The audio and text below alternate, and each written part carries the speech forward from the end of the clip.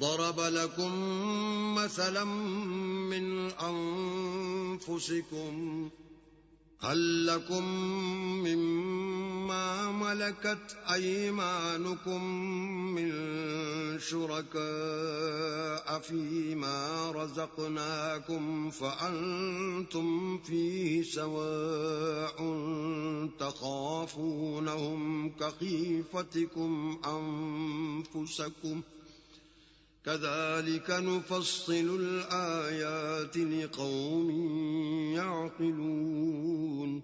وہ تمہارے لیے تمہارے ہی حال کی ایک مثال بیان فرماتا ہے کہ بھلا جن لونڈی غلاموں کے تم مالک ہو وہ اس مال میں جو ہم نے تم کو عطا فرمایا ہے تمہارے شریک ہیں، اور کیا تم اس میں ان کو اپنے برابر مالک سمجھتے ہو؟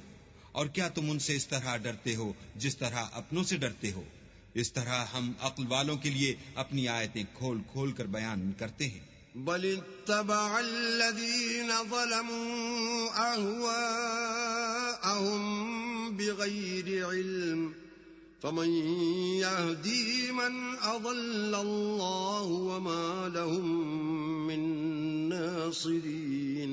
مگر جو ظالم ہیں بے سمجھے اپنی خواہشوں کے پیچھے چلتے ہیں تو جس کو اللہ گمراہ کرے اسے کون ہدایت دے سکتا ہے، اور ان کا کوئی مددگار نہیں۔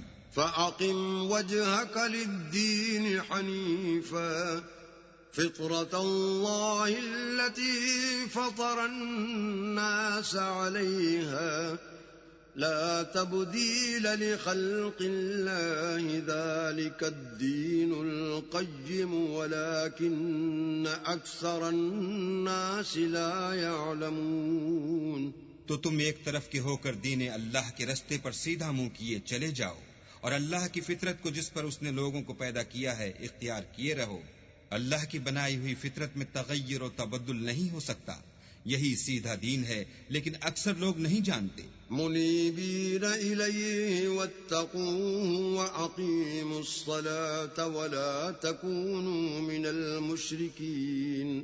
مومنو اسی اللہ کی طرف رجوع کیے رہو اور اس سے ڈرتے رہو، اور نماز پڑھتے رہو اور مشرکوں میں نہ ہونا۔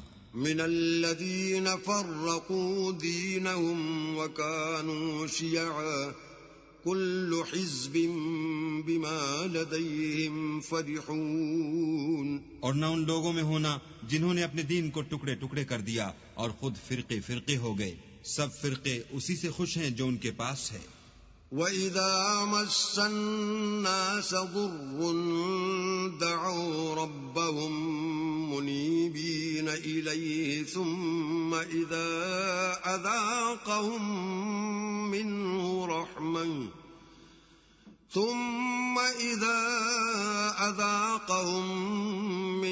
رَحْمَةً إِذَا فَرِيقٌ مِّنْهُم بِرَبِّهِمْ يُشْرِكُونَ۔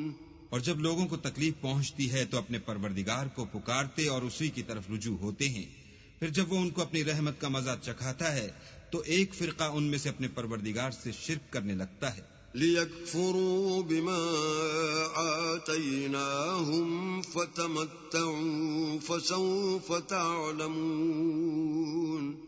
تاکہ جو ہم نے ان کو بخشا ہے اس کی ناشکری کریں، سو خیر فائدے اٹھا لو، ان قریب تم کو اس کا انجام معلوم ہو جائے گا۔ ام انزلنا علیہم سلطانا فهو يتكلم بما كانوا به يشركون۔ کیا ہم نے ان پر کوئی ایسی دلیل نازل کی ہے کہ ان کو اللہ کے ساتھ شرک کرنا بتاتی ہے؟